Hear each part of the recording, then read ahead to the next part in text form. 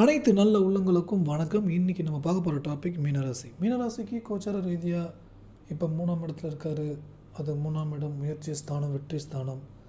அந்த குரு பகவான் இப்போ வக்கர சனி குரு நட்சத்திரத்தில் இருக்கும்போது மிக முக்கியமாக உடல் ஆரோக்கியம் சார்ந்த விஷயங்கள் தான் அதிக அளவில் தொந்தரவு கொடுத்துட்ருக்கு. ஆனால் இதுலேருந்து மீண்டு வந்துட முடியும். சில பரிகாரங்கள் இருக்குது, கண்டிப்பாக அதன் மூலம் நிச்சயம் மீண்டு வந்து விடலாம். மீனராசிக்கு 12இல் சனி அமர்ந்து குரு நட்சத்திரத்தில் இருந்து குரு 3ஆம் இடத்தில் இருக்கும்போது, 3ஆம் இடம் என்பது சுக்கிரனுடைய வீடு. சுக்கிரனை பொறுத்த வரைக்கும் எப்படி பாசிட்டிவில் ஆக்டிவேட் பண்ணணும், மகாலட்சுமி வழிபாடு கண்டிப்பாக பண்ணணும். ரொம்ப முக்கியமாக சந்தோஷமாக இருக்கணும். அந்த மனநிலை இருந்தால் மட்டும்தான் மீனராசிக்கு இந்த விரயத்திலேருந்து மீண்டு வர முடியும். நீங்கள் பார்த்தீங்கன்னா மீனராசிக்கு ஒரு 3-4 விதமான தொந்தரவு. உடல் ஆரோக்கியம் சார்ந்த விஷயம், கால் பாதம் வலி, இந்த தொந்தரவு கொடுத்துட்ருக்குது. 2வது விஷயம் என்னென்னு பார்த்தீங்கன்னா, கடன் வாங்கக்கூடிய சூழ்நிலை ஏற்பட்டிருக்கு. 3வது விஷயம் என்னென்னா, வச்சுருக்கிற காசெல்லாம் விரயம் பண்ணிகிட்டே இருக்காங்க, செலவுகள் ஏற்பட்டுகிட்டே இருக்குது, இழப்புகள் அதிகமாக ஏற்படுத்திகிட்டே இருக்குது. ஆனால் இது சரி பண்ணுறதுக்கு இந்த மகாலட்சுமி வழிபாடு மிக முக்கியம். இது மட்டும் இல்லாமல் உங்கள் வாழ்க்கையில் அடுத்தடுத்து ஒரு 7 விதமான சந்தோஷமான விஷயங்களும் ஏற்பட போகுது. இந்த விஷயங்கள் எல்லாமே உங்கள் ஜாதக ரீதியாக சுய ஜாதகத்தில் விரய தசை நடந்துகிட்ருக்குன்னா கொஞ்சம் தாமதமானாலும் உங்களுக்கு கிடைக்க வேண்டிய விஷயம் இது பரிகாரத்தின் மூலம் கிடைச்சிடும். இப்போ பார்த்தீங்கன்னா கோச்சாரத்தில் புதன் செவ்வாய் உங்களுக்கு 3ஆம் இடத்துக்கு வந்துட்டார், வெற்றி ஸ்தானத்துக்கு. இப்போ சொத்துக்கள் வாங்கக்கூடிய வாய்ப்பு ஏற்படும். ஏன்னா செவ்வாய்ன்றது சொத்து, 2ன்ற பணம், 9ன்ற பாக்கியஸ்தானத்துக்கு உரியவர்.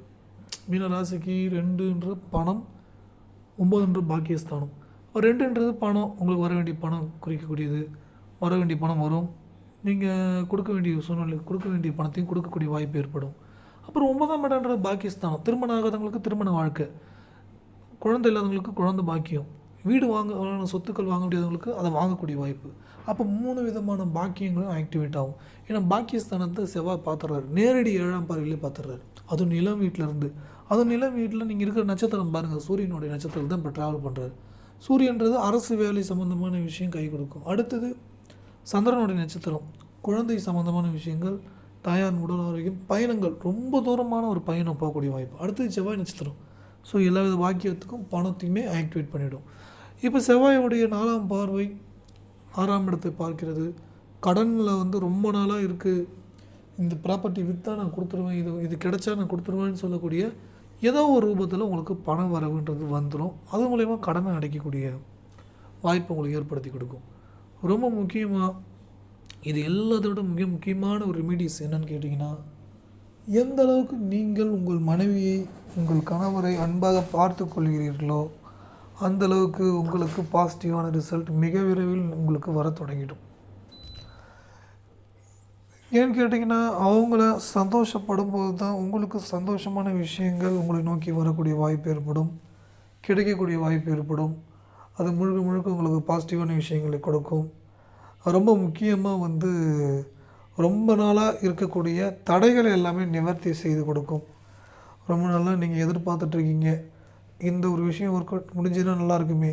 இப்போ கோர்ட்டு கேஸ் சம்மந்தமான விஷயம் மேக்ஸிமம் உங்களுக்கு ஃபேவராக முடிஞ்சிடும். இன்னொன்று விரயத்தில் இருக்கிறதுனால உங்களுக்கு கூடுதல் செலவுகள் ஏற்படுது, அதை நிறைய அலைச்சலை கொடுத்துட்ருக்கு, இதனால் மன உளைச்சல் ஏற்பட்டுருக்கு அப்படின்னு சொல்லிட்டுருக்கீங்கன்னா அதுலேருந்து மீண்டு வந்துடலாம். இன்னொரு விஷயம், நீங்கள் ரொம்ப அழுதுட்ருக்கீங்க, ரொம்ப கவலைப்பட்டுட்ருக்கீங்க, இந்தமாரி ஏமாற்றன்றது எக்ஸ்ட்ரீமாக வந்துட்டுருக்கு, இந்த எதிர்மறையான சூழ்நிலை வாய்ப்புகள் எல்லாம் உங்களுக்கு ரொம்ப அதிகமாக இருக்குன்னா, இதுக்கு எல்லாமே போன ஜென்ம கர்மான்ற ஒரு விஷயம் நமக்கு தொடர்ந்துட்டுருக்கிறதுனால தான் நம்மளே தப்பான முடிவெல்லாம் எடுத்துருப்போம். இது ஏற்பட்டுருக்கு. முடிஞ்ச வரைக்கும் நீங்கள் யாரெல்லாம் உங்களுக்கு வலியை கொடுத்தாங்களோ அவங்கள மன்னிச்சிட்டே இருங்க. மன்னிக்கவே முடியாதுன்னு மட்டும் நினச்சிடாதீங்க. மன்னிச்சிட்டிங்கன்னா உங்களுக்கு சந்தோஷமான நிறைய நல்ல விஷயங்களை உங்களிடம் வந்துடும். நிறைய நல்ல விஷயம் உங்களிடம் வந்துடும். ரொம்ப ரொம்ப சாதாரணமாக அதை நீங்கள் ரீச் அவுட் பண்ணுற மாதிரி இருக்கும். எனக்கு ரொம்ப கஷ்டமான ஒரு விஷயம்னு தெரியும், இதெல்லாம் எப்படி அவ்வளோ தூரம் போகிறது, அதை எப்படி பண்ணுறது, இது என்ன அப்படி இப்படின்னு ரொம்ப ஒரு பய உணர்வு புலம்ப வச்சுட்டே இருக்கும். ஏதாவது ஒரு விஷயம் கொடுத்துட்ருக்கோம். ஆனால் நீங்கள் மனதளவில் ஸ்ட்ராங்காக இருக்கும்போது அந்த விஷயம் உங்களுக்கு கிடைக்கக்கூடிய வாய்ப்பு, நடக்கக்கூடிய வாய்ப்பு நிச்சயம் ஏற்படுத்தி கொடுக்கும். அது எவ்வளோ பெரிய விஷயமா இருந்தாலும், ரொம்ப நாளாக தடை ஏற்பட்டிருக்கிற விஷயமா இருந்தாலும் உங்களுக்கு சாதகமான பலனை ஏற்படுத்தி கொடுக்கும். அதே மாதிரி எந்த ஒரு சூழ்நிலையும் இது கிடைக்கல அது கிடைக்கல அப்படின்ற ஏக்கத்துக்குள்ளே போகவே கூடாது. ஏன்னா இங்கே நிறைய பேர் பண்ணுற மிகப்பெரிய தப்பு என்னென்னு கேட்டிங்கன்னா, ஏக்கத்துக்குள்ளே போயிடுறாங்க. ஏக்கத்துக்குள்ளே போகும்போது என்ன ஆகுதுன்னு கேட்டிங்கன்னா, ஏற்கனவே ஒரு விஷயம் தாமதமாயிட்ருக்கு. அந்த விஷயத்தை இன்னும் நீங்கள் தாமதப்படுத்துறதுக்கு வேலையை தான் நீங்கள் பண்ணுறீங்கன்னு அர்த்தம். ஏன்னா நமக்கு ஏற்படுற எல்லா விஷயத்துக்கும் தாமதமாகிறதுக்கு காரணம் என்னன்னு கேட்டிங்கன்னா, இது கிடைக்காதோ, இது நடக்காதோ, வாழ்க்கை இப்படியே போயிடுமோ அப்படின்னு பய உணர்வால் தான் இவ்வளோ விஷயங்களும் நடந்துகிட்ருக்கு. இவ்வளோ விஷயங்கள் நடந்துகிட்ருக்கிறது காரணமே பய உணர்வு தான்.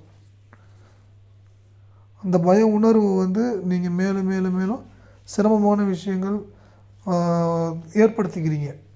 இதில் ஒரு விஷயம், ராகு எப்பயுமே மாய வலை. அந்த ராகு பார்த்திங்கன்னா உங்களுக்கு யாரை பார்க்குறாங்க, குருவை தான் பார்த்துட்ருக்காரு. இன்னும் எவ்வளோ நாள் பார்த்துட்ருப்பார், ஒரு வருஷம் பார்த்துட்டு தான் இருப்பார். அதை இன்னும் ஒரு 10 மாதம் பார்த்துட்ருப்பார். அப்போ இங்கே ட்ரேடிங் சம்மந்தமான விஷயங்கள் வேண்டவே வேண்டாம். லாட்ரி டிக்கெட் சம்மந்தமான விஷயங்களையும் வேண்டாம். இப்போ லாட்ரி டிக்கெட்டே வாங்குறாங்கன்னா வருஷத்துக்கு ஒரு டைம் ஒரு ஜாலிக்கு வாங்குறீங்க அப்படின்னா அது பெரிய தப்பு இல்லை. இங்கே டெய்லியும் வாங்குறவங்களாம் இருக்காங்க. மாதம் மாதம் ஒரு பெரிய அமௌண்ட்டு கொடுத்து வாங்குறவங்க இருக்காங்க. இந்த மாதிரி ரொம்ப அதிகப்படியான ரிஸ்க்கு அதிகப்படியான பண்ணும்போது அதில் ஏமாற்றம் எப்போயோ ஒரு தடவை தப்பு கிடையாது. வருஷத்துக்கு ஒரு டைம், அதெல்லாம் 6 மாதத்துக்கு ஒரு டைம்னால் தவறு இல்லை. நீங்கள் டெய்லி வாங்கிட்டு மாதம் வாங்கினா அது ஒரு ராகுவோடைய தோஷம் பிடிச்சிக்கும். நிறைய பேருக்கு இது தெரிய மாட்டுது. ராகுவோடைய தோஷம் பிடிச்சிச்சினாலே ஒரு மனுஷன் அவன் முன்னேற்றம் அடையிறதுக்கு தடைக்கற்களாக ஏற்பட்டுடும். நமக்கு நம்மளை விட்டு எவ்வளோ விஷயம் நம்மளை விட்டு போனாலும் நம்ம மட்டும் மனசை விட்டுறவே கூடாது. ஏன்னா இங்கே எதுவுமே நிரந்தரம் இல்லை. ஆனால் நம்ம வந்துட்டோம், கர்மாவை கடந்து போகிறதுக்காக தான் வந்திருக்கோம். அந்த கர்மாவை கடந்து போகணும், அதை கழிக்கணும். கர்மாவை கழிக்கணும். கர்மாவை கழிக்கிறது என்ன பண்ணணும், எல்லார் மேலேயும் அன்பு வைக்கணும். எல்லார் மேலேயும் அன்பு வைக்கிறது மீன் ஒரு பூனை ஒரு நாய் அந்த விலங்குகளுக்கு உணவளிப்பது, அதை ஒரு உயிராக மதிக்கிறது, சக மனிதர்களையும் மதிக்கிறது, அவங்களுக்கு முடிஞ்சால் ஹெல்ப் பண்ணுறது, இல்லை ஒரு நல்ல விஷயங்களை பேசுறது. ஒரு 2 நிமிஷம் நீங்கள் பேசினா கூட அவங்க சந்தோஷமாயிடுவாங்க. அந்த மாதிரி உங்களால் முடிஞ்ச சின்ன சின்ன விஷயங்கள் பண்ணால் கூட ஒரு நல்ல விஷயம். ஸோ இதுதான் இதெல்லாம் பண்ணும்போது கர்மா வேலை செய்யாதுங்க.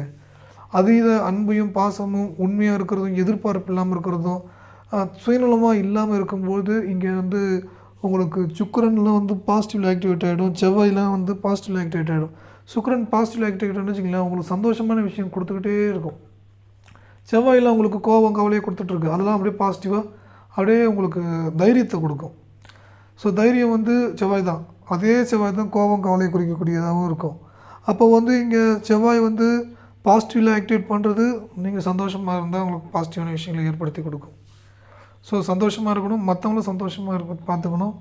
இதெல்லாமே நீங்கள் முதன்மையாக முக்கியமாக நீங்கள் கன்சிடர் பண்ண வேண்டிய விஷயங்கள். ஜாதகன்றது ஒரு 66% தான். 33% நம்ம மனசு தான். அந்த மனசு பலமாக இருந்தால் எதையுமே சாதிச்சிடலாம். எந்த ஒரு விஷயத்தையும் நீங்கள் திரும்ப பெற முடியும். இதெல்லாமே நீங்கள் தெரிஞ்சுக்க வேண்டிய மிக முக்கியம். ரொம்ப முக்கியமாக நீங்கள் 5ஆம் இடம் மனசு ஸ்தானம் பலமாகிறதுக்கு குலதெய்வம் கோயிலுக்கு அமாவாசை பௌர்ணமியில் போயிட்டு வரதெல்லாம் ஒரு நல்ல பரிகாரமாக இருக்கும். இது 5க்குரிய பரிகாரம். அடுத்தது பார்த்திங்கன்னா ரொம்ப முக்கியமாக பணம் அப்படின்ற ஒரு குறிக்கக்கூடியது செவ்வாய். முருகப்பெருமானை வழிபடுவது நல்லது, ரத்த தானம் பண்ணுறது நல்லது, பூனை நாய்க்கு பிஸ்கெட் வைக்கிறது நல்லது. இது எல்லாமே செவ்வாயுடைய காரகத்துவம். செவ்வாயுடைய காரகத்துவத்தையும் பலப்படுத்த உங்களுக்கு தெளிவடைவீங்க. நீங்கள் ஒரு விஷயம் சொல்கிறீங்க, இத்தனை வருஷம் சம்பாரிச்ச காசு போயிடுச்சு, இத்தனை வருஷம் உழைப்பு போயிடுச்சுன்னு நினைக்காதீங்க. இங்கே இது எல்லாருமே வரோம், திரும்ப போக போகிறோம், அவ்வளோதான். இங்கே எதுவுமே நிரந்தரம் இல்லை. அப்போ நிரந்தரன்றது இங்கே நீங்கள் மட்டும்தான். ஸோ அந்த நிரந்தரன்றது எல்லாம் நண்பர்கள் வருவாங்க போவாங்க, திருமண வாழ்க்கையை இங்கே பிரிவு ஏற்படுது, பசங்களால் தொந்தரவு, இப்படி நிறைய விஷயம் நிறைய பேருக்கு ஏற்பட்டுருக்கு. அப்போ இங்கே நிரந்தரன்றது எதுவும் இல்லைன்ற அந்த மனநிலை வந்துட்டாலே யாருமே உங்களை விட்டு போக மாட்டாங்க. எல்லாருமே உங்களை நல்லா புரிஞ்சுப்பாங்க. நீங்களும் மனசை லேசாக வச்சுக்கணும். எல்லாத்தையும் ப்ரூவ் பண்ணிகிட்டே இருக்கக்கூடாது. அதேமாரி எந்த ஒரு விஷயம் உங்களை விட்டு போனாலும் பரவாயில்ல, சந்தோஷமாக இரு அப்படின்னு சொல்லிட்டு நீங்கள் ஹாப்பியாக இருக்கணும். அது போயிடுச்சேன்னு வருத்தப்பட்டுட்டு இருந்தீங்கன்னா இன்னும் உங்களுக்கு துக்கம் வலி அதிகமாகிட்டே இருக்கும். அதை பன்மடங்கு நீங்களே தான் இன்க்ரீஸ் பண்ணிக்கிறீங்கன்னு அர்த்தம். நீங்களே அதிகரிச்சிக்க அது உங்களுக்கு இன்னும் வலி வேதனையை சந்திச்சுட்டே இருப்பீங்க. அந்த வலி வேதனையை சந்திப்பதை தவிர்ப்பதற்கு தொடர்ச்சியாக வீட்டு வாசலில் விளக்கு ஏற்றுங்கள். குலதெய்வம் கோயிலுக்கு அமாவாசை பௌர்ணமியில் செல்லுங்கள். தொடர்ச்சியாக வெள்ளிக்கிழமை சனிக்கிழமையில் அன்னதானம் செய்யுங்கள். சனிக்கிழமை எள்ளு கலந்த தயிர் சாதம் காகத்துக்கு வச்சுட்டு சாப்பிடுங்க. இதெல்லாம் பண்ண என்ன ஆகும் கேட்டிங்கன்னா, இந்த சனியோடைய தாக்கம் குரு 3ல் மறைஞ்சி கொஞ்சம் ஒரு 50-50 ரேஞ்சில் இருக்கார். அப்போ இதோடைய தன்மை எல்லாம் உங்களுக்கு பாசிட்டிவ் ஆக்டிவேட் ஆகிடும். இதெல்லாம் பாசிட்டிவ் ஆக்டிவேட் ஆகினாலே உங்களுக்கு எல்லாமே ஏற்றம் தான். மகிழ்ச்சிகரமான விஷயம் கிடைச்சிக்கிட்டே இருக்கும், நடக்கும். நல்ல விஷயங்களை நீங்கள் பார்க்கலாம். ஓகேங்களா? அடுத்தது ரொம்ப முக்கியமாக, நீங்கள் ஜாதகம் பார்க்க விரும்பினால் வாட்ஸ்அப்பில் அனுப்புங்கள். எழுதிவிட்டு உங்களுக்கு ஃபோனில் தெளிவாக சொல்கிறேன். ஜாதகம் பார்க்க விரும்புகிறவங்க வாட்ஸ்அப்பில் அனுப்புங்க. பூனை நாய்க்கு பிஸ்கெட்டு போடுங்க. கோயில் அருகே இருக்கக்கூடிய குளத்தில் உள்ள மீன்களுக்கு பொறி போடுங்க. இந்த பரிகாரம்லாம் செய்ய உங்களுக்கு சந்திரன் செவ்வாய் மனசு புத்தி இந்த ஸ்தானத்துடைய தன்மை எல்லாம் பாசிட்டிவ் ஆக்டிவேட் ஆகிடும். இந்த சேனல் புது சேனல், சப்ஸ்கிரைப் செய்து கொள்ளுங்கள். கமெண்டில் உங்கள் கருத்துக்களை தெரிவியுங்கள். இந்த சேனலை நண்பர்களுக்கும் பகிர்ந்து கொள்ளுங்கள்.